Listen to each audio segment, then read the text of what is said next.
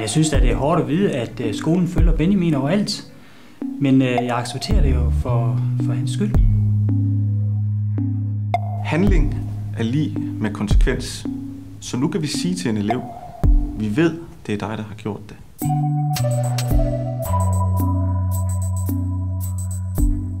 Kontrol og disciplin, en hverdag uden hemmeligheder. I det første afsnit af dokumentarserien Det skjulte liv følger vi hverdagen på Grejsdagens Efterskole i Vejle. Her bliver eleverne fuldt af overvågningskameraer døgnet rundt. Da vi introducerede det her system og begyndte på det, der havde vi slet ikke turde håbe på de resultater, som vi egentlig har fået. Pirkeri og mobning er overhovedet ikke noget, vi ser mere. Det er helt væk.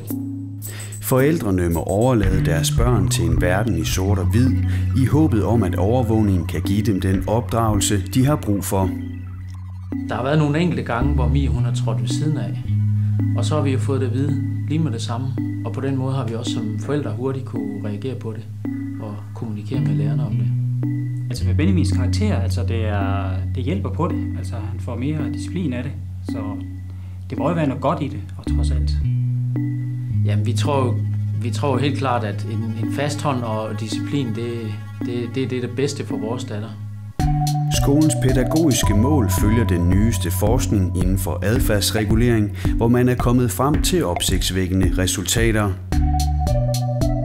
Through my research, I found out that the more people are aware of surveillance, the behavior and the consciousness of choices is much more apparent. Therefore, I suggest more surveillance so that we can help people be more aware of what they choose. Grejsdagens Efterskole har valgt at fortsætte succesen med overvågning af eleverne. I det første afsnit af dokumentarserien Det skjulte liv kommer vi lige så tæt på eleverne som de kameraer, der følger dem overalt. Jeg tænker bare på, hvis nu jeg selv var den, der blev overvåget, for eksempel på min arbejdsplads, at det ville jeg da synes, det var ret ubehageligt. Jeg ved jo ikke, om det bliver gemt og kigget på senere, eller det kan give problemer, når man skal have job eller videre i livet. Så jeg ved ikke helt sådan princippet der, og hvad det kommer til at betyde for Benjamin. Jamen, jeg tror, at skolen har fundet ind til det helt rigtige koncept. Altså, det er noget, som det er fremtiden, det her.